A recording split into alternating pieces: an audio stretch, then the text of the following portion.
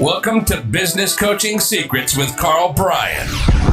If you want to attract new high-end coaching clients, fill live events, and build a wildly profitable coaching practice where business owners pay, stay, and refer, you've come to the right place.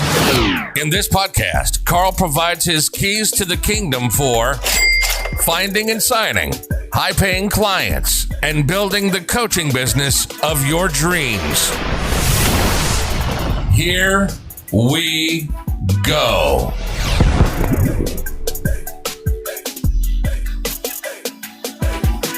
Ladies and gentlemen, boys and girls, coaches around the world, welcome to another episode of Business Coaching Secrets. It's your boy, the Road Dog. Oh my God, not the boy. Your boy, the Road Dog, with none other than Mr.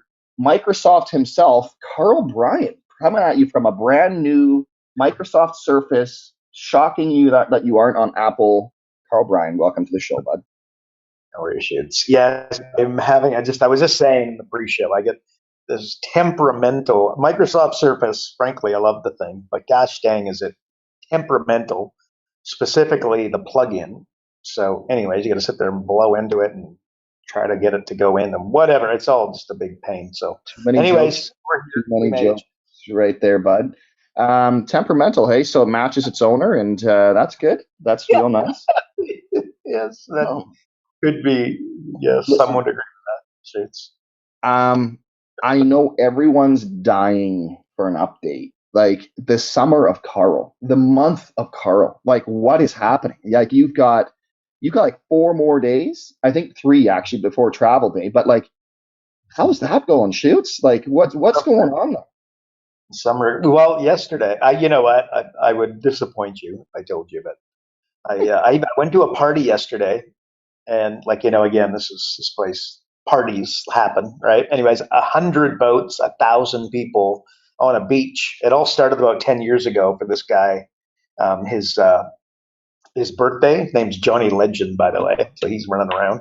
But anyway, it started his birthday. He's a DJ. They DJ way up on this really cool rock, and it's on a beach. 100 boats, 1,000 people. So I'll let you picture it. And it was pretty cool. And guess what? I didn't drink. There you go. It was a school night. It was Sunday, and I took a pass on the alcohol, but I had fun. I'll give you the red hot tip, man. Nobody knew I wasn't drinking. I was just carrying on. Well, you probably couldn't drink. You still had to paddle your inflatable boat back, right? Like it's there's Karl. What was it? A canoe. He's got his Canadian canoe there. He's just paddling up to the party, and everyone's like, "What? Who is this guy?" I got to see through. You know that I got to see through a canoe. No joke. It's awesome, man. You can see turtles swimming under. It's actually, I did a YouTube video on it once. Is that right? Yeah. Can we get a series? Can we get a like? I'm not sure. Are you still doing the bike on the beach thing? You know what? The bikes crap themselves, and I got lazy. Let me give you the red hot tip. We'll see. You know what? I am. Yes, they're firing back up. But I just, you know what? I took my bike seized up. The bike and beaches just. Was it the bike or was it you that seized up? Yeah. Well, I dropped my phone in the ocean a few times, but anywho. Should we do a couple of YouTubes of you and I just like fixing things and like constructing beds and stuff? Should we do that? That'd be amazing. It would be very organized. It would be like we get a lot of views. I'm comfortable. Not because it's going to be. Okay, let's go shoot. Let's get this on the rail. People are like, "What the heck are they talking about?" Listen, here is your red hot tip. Don't hire Karl and myself to come in and be a handyman. Like it's just not happening. All right. Now, besides, going to luxurious party boats and hanging with, I'm sure, nothing but famous people, you also made a claim that you're working hard over the weekend. So I'm not sure what to believe anymore. But with that in mind, what did you learn? What did you discover over the weekend? I did. You know what? I did. I had a heck of a weekend. I worked my little butt off Friday night, and much to the disappointment of a number of friends of mine, I was here till about 1 a.m., mind you. But anywho, which, by the way, I think you should really, thinking that you have to take weekends off and like that's healthy, yada, yada, yada. I don't know. I would challenge that. It depends on what you're working and the state of the work and what you're trying to create and the state of what you have created. You want to create something, you best get to work and just get it damn well done. I'll tell you one of the things. Here's I don't want to call this a breakthrough because I'm going to look, we'll call it a breakthrough, okay? Whether this happened sometime, you know what I mean? I think this has been a little bit of a mini journey, and I've written something like this in an email a few times in the last short while. But like, I don't want to be happy. I want to create something that lasts, right? I even said in an email, I don't want to be happy. I want to be remembered, right? And like, that makes me happy, right? Building something that I think is going to stand the test of time on Friday at 12 o'clock when I could be doing something maybe more fun, which would be sleeping, by the way, at that hour, you know. But anyway, I don't want to, you know. Anyways, but that's what makes me happy. You know what I mean? And like, that's okay. Like, so happy's like not a thing; it's a result of a thing. And by the way, that might be for me more so than maybe somebody else. I don't think so, but I would challenge your. I even, you know, we talked about this on the podcast at one time. Like, you know, it's like people are doing X, Y, Z to get, you know, to build wealth, to buy cars, to it's the holiday, it's the impressing the missus, or it's getting the new missus, or whatever that might look like. And in actuality, you got to make sure that you're optimizing for the right thing. And then what I feel like in my breakthrough is that I've understood and I've come to grips with what I really want to optimize for, and that's I find it enjoyable. I'm very fortunate that I get to do what I love. I would do it anyways. I'd be reading, the blog posts that I read. I'd be watching the videos. I'd be reading the books, probably writing the posts, etc. If I wasn't paid for it. So, like, what do they say? A pro is somebody who gets paid to practice. I think huge power in that. A professional is somebody who gets paid to practice, right? So, anyway, I don't know. Maybe that's going to help somebody. I hope so. Another thing. Okay, this is if you ask somebody what the most powerful thing you can do, your client can do, Road Dogg can do, I can do, Kobe Bryant did, Michael Jordan did, is it's to work out what do you want, right? So people ask me all the time, I'll be talking to them about building their company or whatever that might look like, and it always comes back to they're asking me, what should I do? And then I always turn it around with consistency, and many people that will be listening right now have heard me say it. But you're asking the wrong question. You got to say, what do you want? Which, by the way, I think that might be a Tony Robbins thing, may or may not. Lord knows where he got it. At the end of the day, I can just tell you that the solution is to decide on what you want, and then what to do becomes fairly obvious, right? And by the way, when I ask you, what do you want? The person, the business owner you will answer with a list of things that you don't want. Well, I would challenge you. What happens when when you are dialed in on what you don't want? Guess what happens? I did a aggressive driving course back in the day, and like think witches' hats or cones, and you're trying to drive around them. And so what happened is, everybody would go, and let's just say get the 30 miles an hour and knocked over X amount of cones. Went in and did the training, and they showed us that the reason you hit all the cones is you were concentrating on the cone, the thing that you were trying to avoid. So then they trained you to basically look at the area in between the cone. Guess what? Everybody went significantly faster and knocked down significantly less cones. So the trick is that you were concentrating on the cone and then you were smoking it. You're concentrating on what you don't want and you're smoking it, right? No good. So going back to like the weekend or like current and recent thoughts, when someone asks, "Who are you?" you'll ask, or if you ask yourself a version of that, who are you? 95%, and yes, I just made up that number, but I think it looks a little like that. What they do is they start with defining their past, right? So I want to challenge you as a solution, and we've said this a couple times on the podcast recently, I believe, and I definitely said it in an email, but you want to work on your goals. You want to work from your goal, not towards your goal. Right. So a solution, if I ask, who are you? And then you define your past. And then I say, okay, so the solution is to define the future or what you want. Right. You'd start by defining the future. So rather than me saying I have an 8-figure coaching company, I would say I'm building a coaching company with $1 billion valuation. right? Very, very different answer. And one comes from, what we, the past, what I've done. And then the other one basically works towards what I'm working to do, right? So anyway, so I challenge you, and you should do this around, and that's around business, that's around finances, that's like around revenue, right? You want to do this for your business, you want to do this for your career, you want to do this for your income, you want to do that for your network, you want to do that for your relationships, you want to do that with your relationship with alcohol, maybe. Um, the people that you are spending time with, right? What do they say? You are the 5 people you spend the most time with. Well, who are you spending time with? Okay, well, let's make sure that let's future pace this whole thing and picture those folks and start defining that. And what about your work schedule? Do you currently work 65 hours and are frustrated by that? Or, and this is a lot of people that will struggle to admit it, are you working 25, 30 hours a week pretending like you're working 60?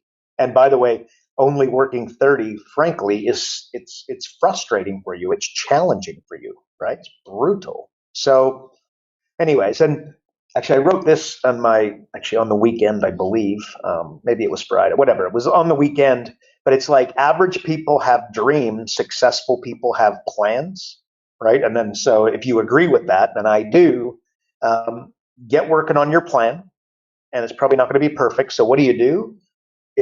We said this in the pre-show. It's not 10,000 hours. It's 10,000 iterations, right? And then again, I believe that's Benjamin Hardy, but it's 10,000 iterations, right? So get working on your plan and then commit not so much to your plan, but flexibility around the plan.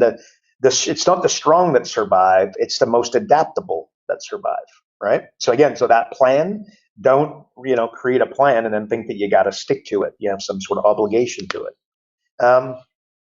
So I don't know. And your plan, by the way, so if I wanted to build a $1 billion valuation, that needs a plan, right? Like an example would be, okay, so we're going to get a 10x multiple.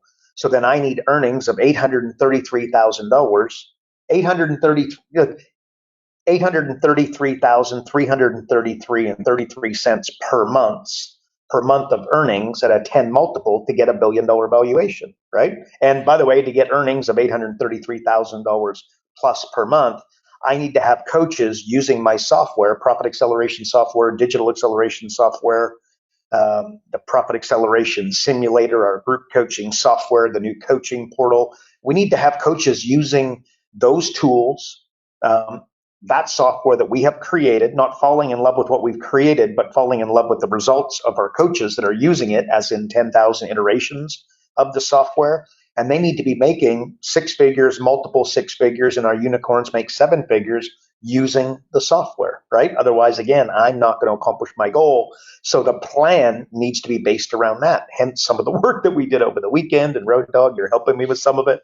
But again, we're ruthlessly framing up how we're going to be able to get 10 people in a live event on a consistent basis using Facebook advertising, Instagram advertising, LinkedIn advertising, and all kinds of online means, right? But anyway, so look, Road Dog shoots Zig Ziglar. What do they say? You can have everything that you want if you help others get what they want, right? And I'm sure I'm making a meal of that quote, but that's fundamentally the frame, right? And by the way, on the valuation thing that I mentioned a minute ago, earnings is one way to get there, but also acquisition is another method.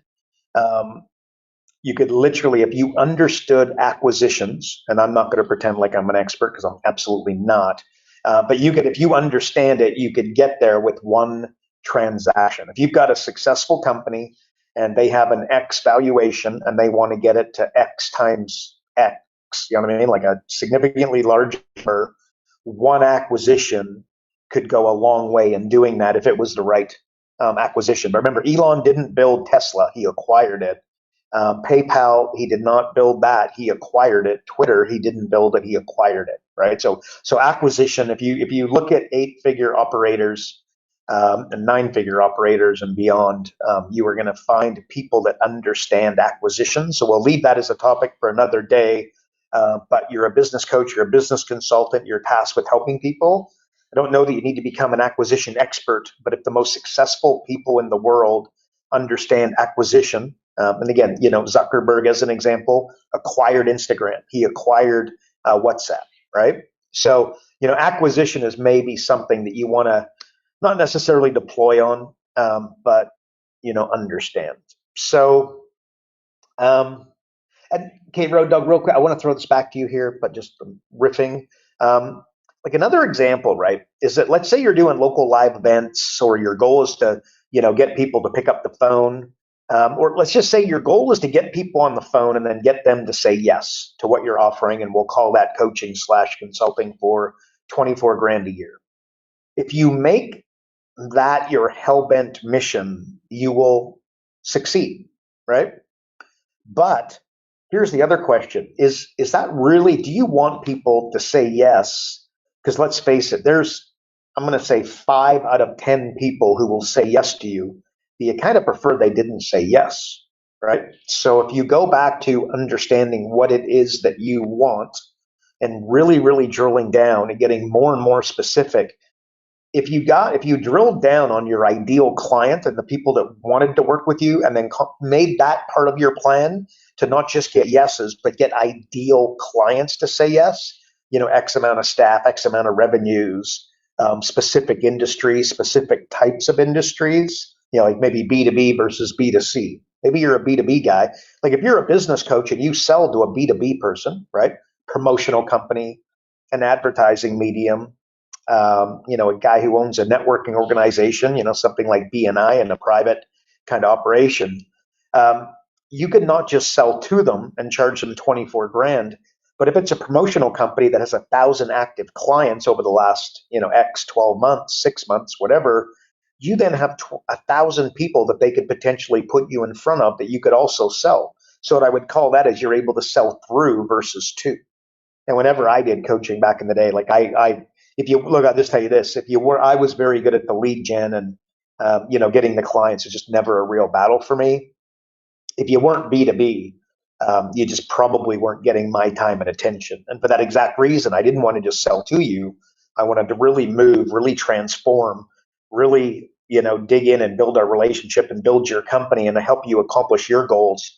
And then I was like, well, why don't you refer me to these 3 people that you mentioned that you do business with? Why don't you refer me to them? Because the bigger their business, the more successful their business, the lower their prices become, et cetera. You're going to be a benefactor. So, help me get with them, and I'll make sure that, we get their cost of goods done. We'll get their expenses down so that they can sell cheaper to you, on quantity, et cetera, et cetera, et cetera. Which, by the way, that frame, but no doubt you get the idea. They would refer me to their colleague, and then it would be a benefit to them as the way that was framed up and what I was just trying to do, right? And that's pretty powerful positioning. So anyways, so again, define what that ideal client looks like for your client, and define what that ideal client looks like for you. And if you do, results and everything else might change wildly. So anyway, Shoots, some thoughts. There you go. I want to build on that for a second, if I may. I just want to say, first off, I'm really, really glad that you said adaptable, not flexible, for a path to success, because my hips are complete trash. So I am anything but flexible.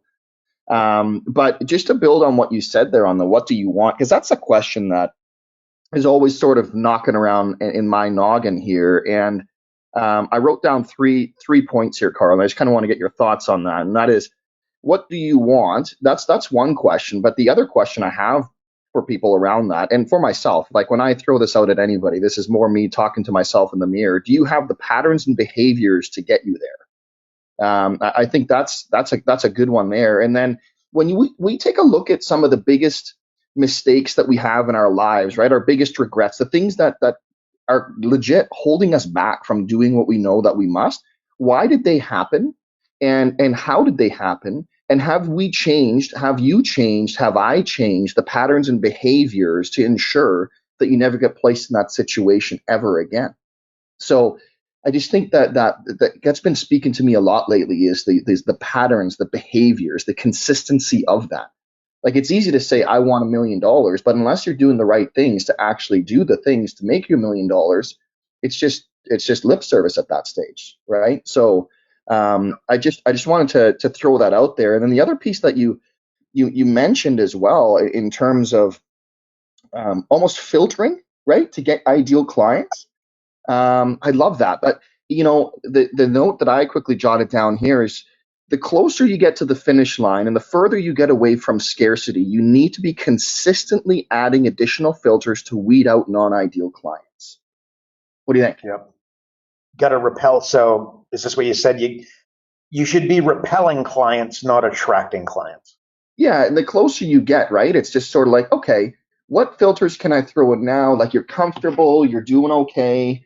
Maybe you don't need to be acquiring at the same clip you needed before, and maybe you can throw in that filter. But at the same time, wow, now you're freeing up a lot of extra, calls, times, and everything else, where you're really more focused on that. I just think that's sort of interesting. But I want to get your thoughts real quick on what I was talking about, the patterns and behaviors, um, and just like, because people are predictable and they fall back into predictable situations. Myself, yourself, everybody, right? And good, bad, indifferent, it doesn't matter if it's good or bad, but it's because we're doing the same things over and over and over again and expecting a different result. And so I don't know, thoughts? Yep. Like again, and just, I love the fact that you know what I mean? Like you're going through this process and making some changes. Do you know what I mean? That's what becomes painfully apparent from what you just said. And let me tell you this. So this is from Atomic Habits, which I happen to have written an email about very recently. And I may be making a meal of this, but I think I got it. It's routine, cue, and then habit. So what they say is most people, they want to change the habit, and then they'll say, okay, change the cue. Okay, so that's somebody eating, right? And then smoking a cigarette, right? So it's the cue is the eating, and then the habit is the smoking. What they say is you got to go one, you got to change. If you want to stop smoking, if you want to stop, and maybe it's drinking, maybe it's smoking, maybe it's surfing the internet, maybe it's whatever, right? You got to go, you change the routine, which I remember, like, I read that and I was just like, oh my gosh. And again, so basically you change the routine, and then I don't know that you eliminate the cue, but you'll eliminate the timing of the cue, which will make it easier to overcome and then not do the bad habit and then replace with a positive habit. So change the routine is the X factor, big time. So, and you So refer to it as pattern, and I just think that you're going to find, which by the way, pattern things, following, understanding patterns, recognizing your own patterns, recognizing patterns in others is like next level thinking. So I want to make sure that I'm not running over the top of that. Hugely powerful. But again, understanding that you've got a routine, like you wake up and brush your teeth in roughly like if you look at your morning routine 100 days in a row, you're going to be blown away at how consistent your routine is. So you got to change the routine if you want to eliminate the alcohol, eliminate the coffee, eliminate the donut, etc. So hope that helps. so the next question that came across here, and I'm nervous asking it, and the reason, just based on everything that we just talked about, in the sense of, like, go all in, right? Commit and do that, and don't be distracted. Basically, it's been a big theme for us for a while now. But and the last thing I want to discuss is new business opportunities. But question came in, so I'm going to read it. So when assessing a new business opportunity, what would you consider to be the most important factors of moving forward? Mm. Okay. Wasn't expecting that one. Shoots. Okay, so fundamentals. Look, I'm going to channel my inner Warren Buffett. What he will say is that it's not the boat that you're in, or what is it? It's not the speed. The bottom line is it's the size of the boat. It's the size of the opportunity. That's what and there's a quote about a boat that I can't think of right now that is very famous and you should look up. But it's Warren Buffett talking about the size of the boat, the Warren size. Boat. What is it? Did you say Warren Boat? I'm going to look that up for you. Hold on. He's very, very smart, intelligent, popular man. Of course, everybody knows Warren Boat. Anyway, so okay, so example, the size of the boat. Are you going into software as a company, or are you going into something that's more service based? Which one has a larger application, a larger opportunity. No doubt you understand that software is going to trump a service-based company on average. Remember scale. People mess up scale all the time. Growth is when the company grows and expenses come with it. Scale is when the company grows and the expenses stay fundamentally the same. Okay. Example, Facebook could plug in 1 million people today and they don't have to go and hire anybody. It would just all happen automatically, right? Maybe they have to hire like one person, but it would be totally negligible. Okay. So software is an opportunity that could potentially scale, and a service-based company, just by nature of the fact that it's service-based, means that as you grow, you're probably going to have to hire more people, and therefore it doesn't have the opportunity to scale. Like maybe it's cannabis. I was talking to a guy over the weekend, and I'm, by the way, not a huge fan of this, but whatever. I'm just not a drug guy. But I also believe that they're absolute. Like I know a guy who had terminal cancer, and he's still here, years later, years longer than he should have been, and he will credit cannabis with his it's not really recovery. Okay, so cannabis, he was talking about it here, in the Caribbean, and it's not really here, and he thinks that there's an opportunity right where we live, Road Dog, in Canada, or whatever in BC, Canada. Cannabis is like wild. That is a pretty big opportunity with all of the applications, or maybe anti-aging. Is that a big opportunity? No, you could see, like, the question is the population aging? The answer is hard yes. Okay, well then anti-aging is a wicked opportunity that is a larger boat than something, different than anti-aging. Social networks, the metaverse, is that a massive opportunity? Is that a big lead balloon? Which, by the way, is debatable, in that it hasn't worked very well and it hasn't caught on. Blockchain. I've been talking about blockchain. You Google, you Google my name and crypto, and then you're going to see years ago how I wrote about, what did Bitcoin mean for, what does Bitcoin mean for business coaches? And I basically wrote an article about blockchain. It was years and years and years ago. You know what? Blockchain hasn't really caught on, right? Is it going to? I do think that there's massive applications for it, but I will tell you that the people in the know and whatnot will tell you that it's been incredibly disappointing in terms of its deployment, in terms of its adoption, right? But at the end of the day, this is what you're assessing. It's the size of the boat. This is why big game players are going into this. Gamification, esports, like maybe on a lower level, just being relevant to all of us here, like, Kelowna, right, where Road Dog lives, and I used to live, very vibrant place in Canada where people, if you could use Zoom, you would move to Kelowna because it's just a beautiful place where everybody goes to holiday. So there's a lot of real estate opportunities, right? I live in the Caribbean now. I mean, to say that there's real estate opportunities here would be the biggest understatement ever. Place is going to grow like absolutely crazy. Why? Like, who wouldn't want to live in the Caribbean once you've been here? Or maybe you don't, and maybe there's family reasons why you don't. But a lot of the people that come here are just like, oh my gosh. If I meet somebody walking down the beach and I say that I live here, I can't. I have to be cautious to say that, because next thing you know, I got to exit a conversation because they just want to hear all about it. Anywho, so there are real estate opportunities that look a lot like buying land, buying homes, buying land, building homes. That's like traditional real estate, right?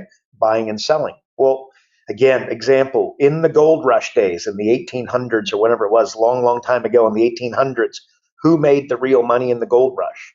And it was a few select, 5% of the folks made all of the money, let's say, right? 95% picked up the scraps. Where was the real money made? Selling the shovels. Levi Strauss, what was he selling? He was selling denim, made absolute killing. That's what like Levi's is here today as a result of that. So anyway, I don't know, size of the opportunity, recurring revenue / recurring sales. Again, like, do I want to sell a dog or do I want to sell dog food? And like, it's not, I could sell a dog for $5,000, maybe $10,000 if it was really unique. That's a promotion. That is a one-off sale. Once the dog is sold, it is sold.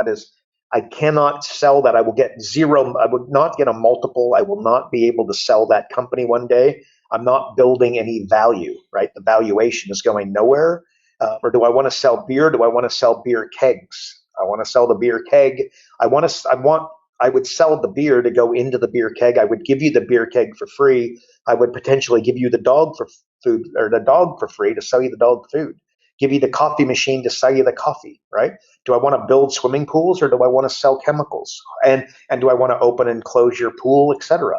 And the answer is that I want to do all of it. But if you gave me the option of a company with a back end of selling chemicals versus a business with the front end of building a pool, I would go the chemical business almost for sure. There would be some nuances, but pretty much I'm looking at the back end. You asked me about a business opportunity.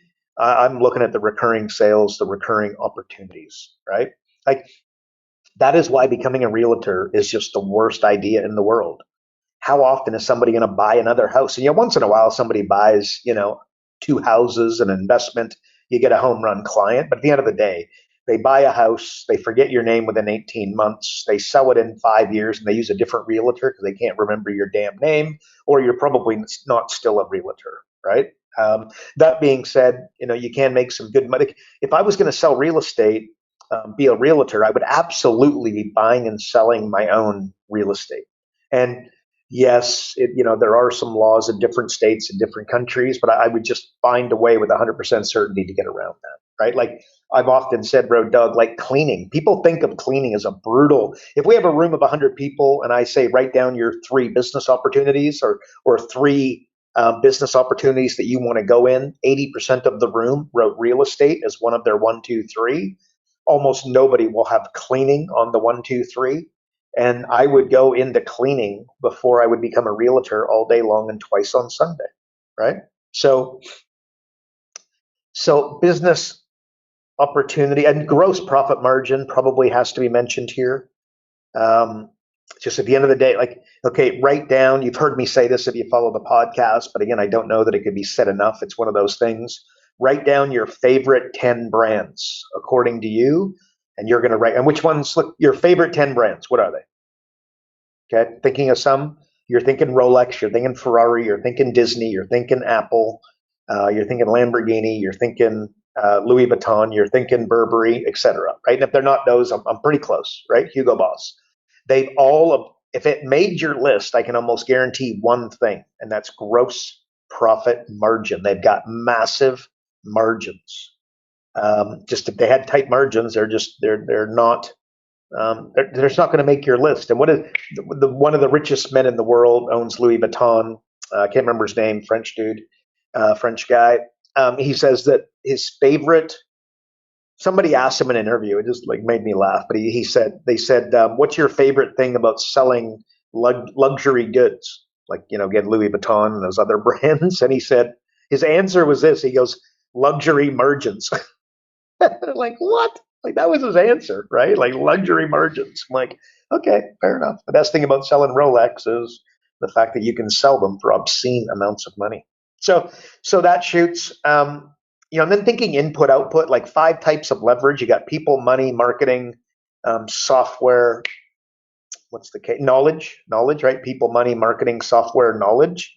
You've got to use all of those. And I could also say that I could debate that emotions could be leveraged. Like you've got anger, fear, anxiety. They can be great if used, right? Fight or flight. But if they make you stand still, if the fear makes you stand still, it's used against you. And if the fear makes you move and move quickly and get to market quicker, then you're using it in your favor. I was talking to my best bud. I've had the same best friend since I was 8 years old. Absolute rock star. I was talking to him literally last night, and we were talking about the the Arnold Schwarzenegger doco, and he had a brother who died, and basically his dad was very hard on him, and they had a bit of a tough upbringing, yeti, yeti, yeti. Well, his brother allowed that to become a weakness, and then Arnold Schwarzenegger allowed, that we'll call it mistreatment. I don't know if that's I think it was pretty much that was the way it was, right? Mistreatment. He leveraged it for good, right? And his brother did the opposite and ended up, dying. Had addiction issues, I believe, and died at a very young age. But he allowed it to get the best of him, and Arnie used it. One of them used it as fuel, right? And that's Arnold. And one used it to accelerate weakness. So, okay. Just want to say, so like people mistake, like you've got leverage, right? you should leverage time, and that's what the influencers will tell you.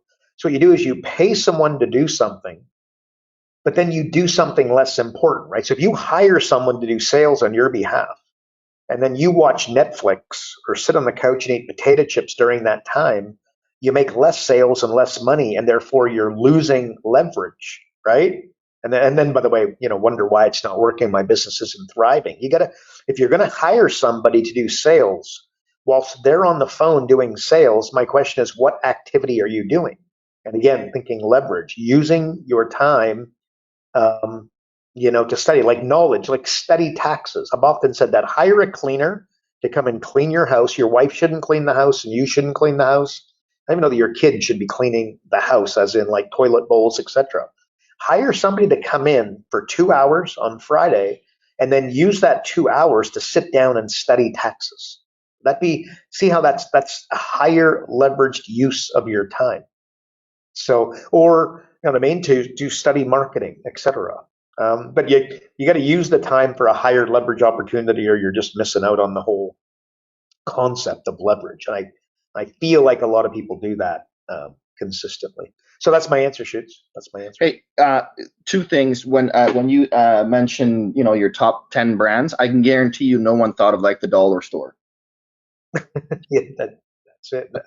Nobody like that. In that right? famous Warren Boat quote that you were referencing, I don't know if this is the one that you're thinking actually, Bud, but when I just put in Warren Buffett boat quote, which rolls right off the tongue, should you find yourself in a chronically leaking boat, energy devoted to changing vessels is likely to be more productive than energy devoted to patching leaks. Nice.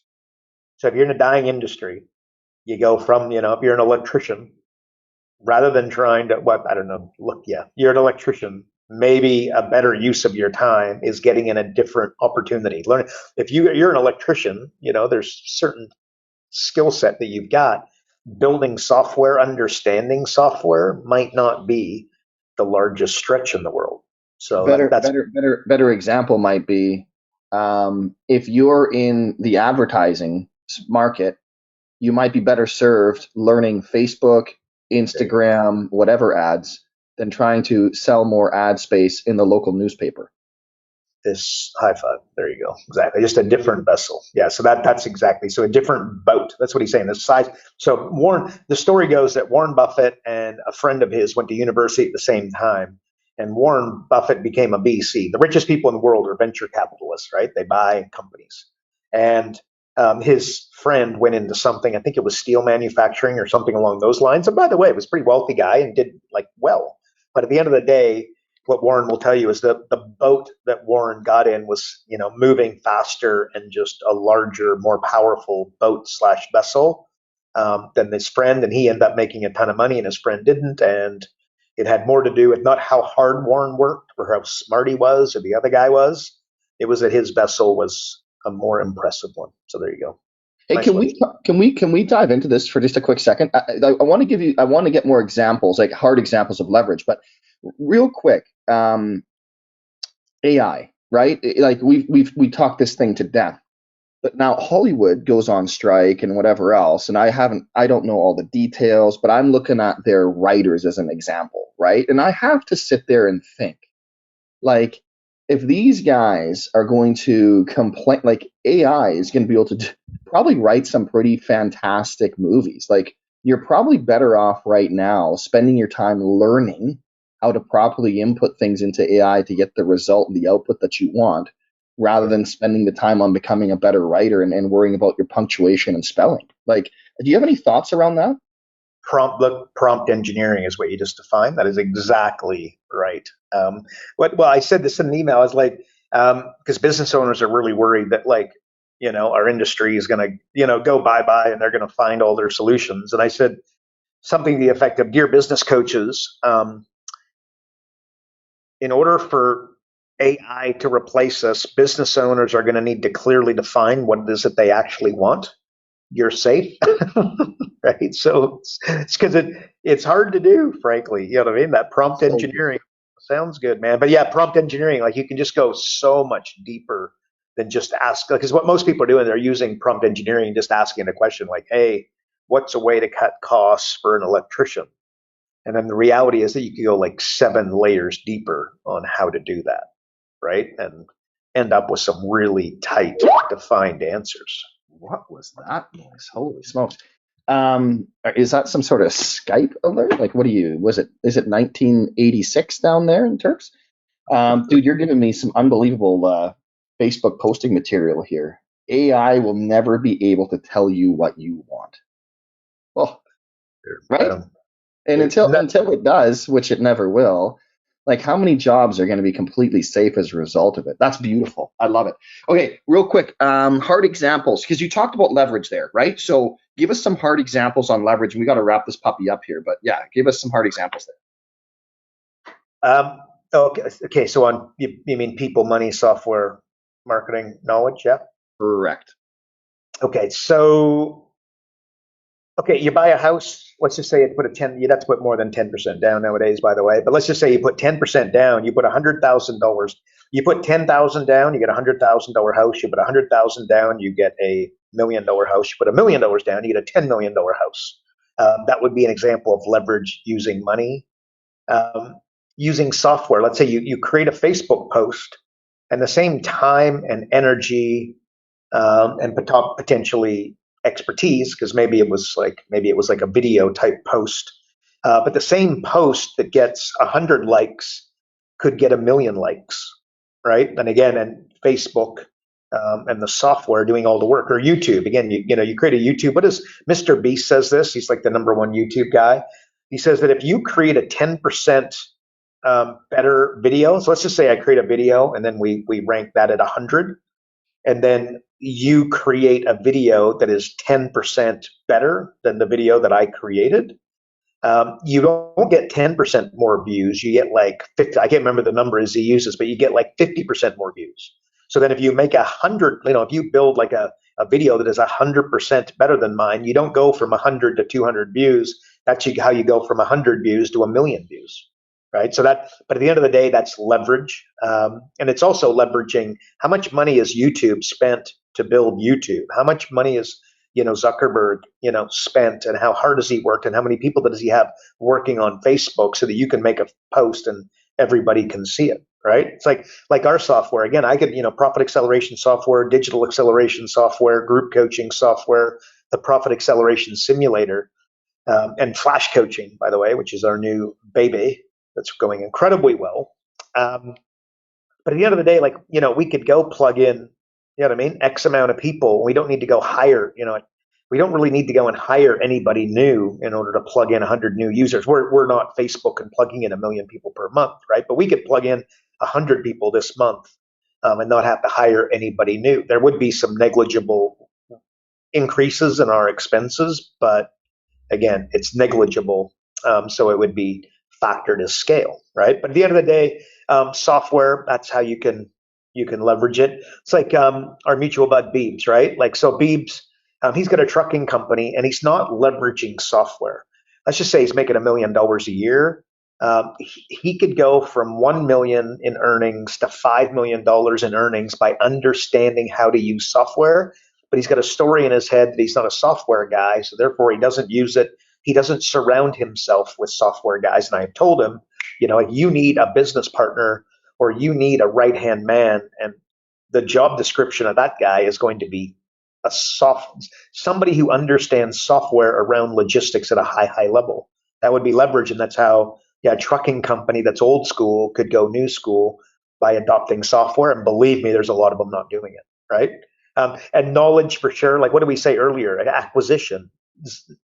Elon Musk didn't build Twitter, didn't build Tesla, right? He acquired PayPal as well. He acquired them. Understanding acquisition. So you go and, do a course, study, read the books. Like somebody, at least once a week, somebody tells me I suck at sales, right? Well, the question is how many books have you read on sales? How many audios have you listened to on sales? How many podcasts have you listened to on sales? How much training have you done around sales? How much experimenting have you done with sales? And it's like none. And then they're surprised when they're getting, bad results. A big one, Shoots, is that an A+ employee, we haven't said this in a while, very important, like an A+ employee, an elite, Sheryl Sandberg with Facebook, right? An elite staff member is worth like 5 B-level staff, right? It's the same, when Herschel Walker back in the day, they traded like half a team to get Herschel Walker #1 overall. Or again, if they were to Tom Brady, if they were to trade Tom Brady back in the day, I haven't talked about Tom Brady in a while, but if they were to trade him, could you imagine the number of players and draft picks, etc., that they would be trading for Tom Brady? Well, you look at it, go, oh my gosh, like they're crazy. Well, if you look at those trades, like don't, you know what I mean? Don't make up the next one and decide, and don't use the one from 3 months ago and decide. Look at those trades over the last 50 years and work out whether or not they've worked. And you are going to see that they have worked tremendously well as a whole, and that's why they keep happening. And then if you go, why? It's because one Wayne Gretzky, one Tom Brady, one Michael Jordan brings everybody up, right? So you end up taking these average players, assuming that they stay A plus. What happens when that guy doesn't do A plus and that guy doesn't have the work ethic of an A plus operator? He doesn't bring the others with him, right? So pure talent won't necessarily get it done. You know what I mean? You need somebody who's that right prototype all the way around. Like it happened in hockey. There's a guy named Eric Lindros who they traded half a team for, and it went horrifically. And the other team ended up having a bit of a dynasty and didn't work out so well for the team, the Philadelphia Flyers, that drafted Eric Lindros. But that would be an example. So you go to that and say, well, no, it doesn't work. When it didn't work because Eric Lindros wasn't the right guy. He didn't have the work ethic, and he wasn't the people. People didn't want to get on the train and behind him, right? So anyways, so shoots, that's I don't know, that's, you leverage people, you leverage money, leverage software, leverage marketing. Again, the same direct mail piece, the same Facebook ad, with different, you know what I mean? Different copy, different headline, different offer, offer being a big one, will completely change. And then knowledge, like studying taxes, a good idea. I dare say yes. But who's doing it? It's bloody boring. Anyway, shoot. So that's there. I hope that does a bit hard example. Yeah, when you're talking about the hiring thing, that's so interesting to me because I just wrote down who could you partner with or who could you hire, right? I'm just thinking when you talk about Beebs there, like, for him to say I'm not that, that guy, it's like, I think that's today people saying, well, I'm not an AI person. Like, well, you're not going to have a choice soon, right? But like, who could you partner with and who could you hire that would do something that you quote unquote don't do, right? That would 3, 4, 10x your business. Like, yep. But that'd be an interesting one, right? Like if everybody just did an inventory for themselves and for their clients, like what's something that they're just super reluctant to do, and then now imagine if they did it. What kind of an impact could that have on that business? And I could pretty much guarantee, to your point, you're not just paying for that person's salary as by doing that. You're probably 10xing your results and your revenue as a result. Like I just think that can't be understated. It should not. Oh shoot, I was going to say something.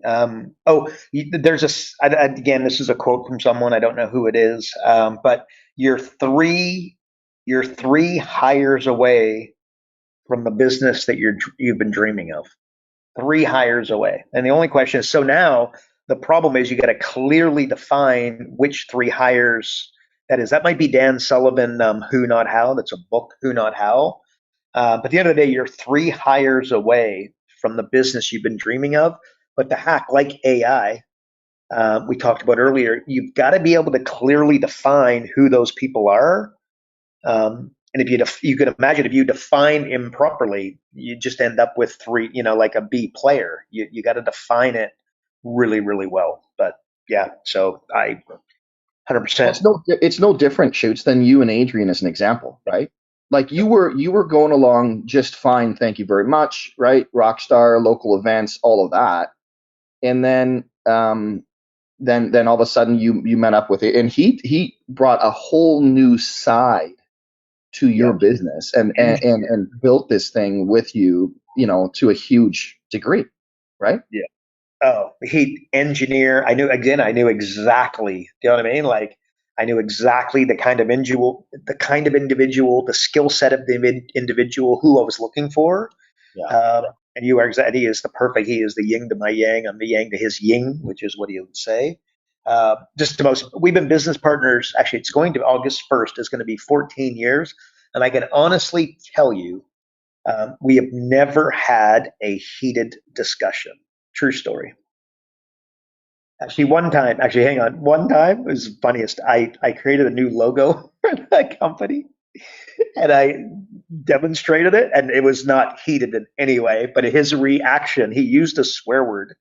And like, it was just, I was just like, whoa. I'm like, oh my gosh. And it was like, it was a piggy bank, and it was like a little oink oink little piggy bank. And frankly, I just thought it was just awesome. And I spent an insane amount of time on it. I presented it, and he literally swore. He's like, "Oh my God, I'll let you guess as to what that swear." But anyway, so Adrian, God bless him, man. Honestly, I just, it would be impossible for me to say the level of respect, the level of love, the level of care.